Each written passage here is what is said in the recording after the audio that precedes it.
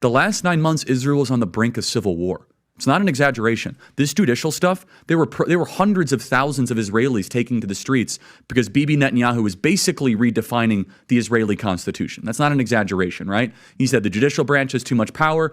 There were protests planned this week against Netanyahu where they anticipated tens of thousands of people to take to the streets. That's all gone, Patrick.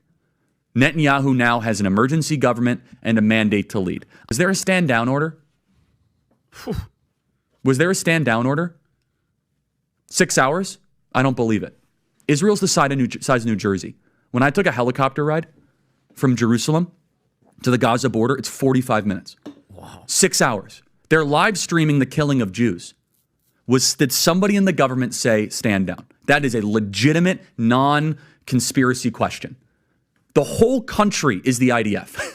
The whole country is. Yeah. And you're trying to tell me that they're going to concerts and kibbutzes and schools and by reports, 6 hours. Let's say it's 3 hours. And by the way, I'm actually very pro-Israel. So let me be very, so I'm not exactly. Well, I think we all are. But so Patrick, there are other explanations.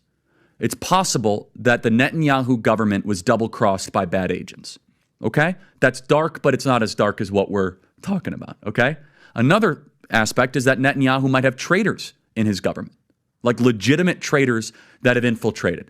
I was texting with some senior people in the IDF, and they said, Charlie, I can't say too much, but let's just say the same problem you have with the left in America, we have here in Israel. So there's something to think about. Just something to think about, right? Is that maybe there's some people within those intel agencies that aren't as sympathetic. Or maybe, Patrick, maybe they might have gotten a tip. They might have gotten whispers, but no one thought it would be 1,200 Jews dead. That's a potential, right? Because here's the essence of it. The essence is this. This is the closest thing to the Holocaust that any of us have lived through.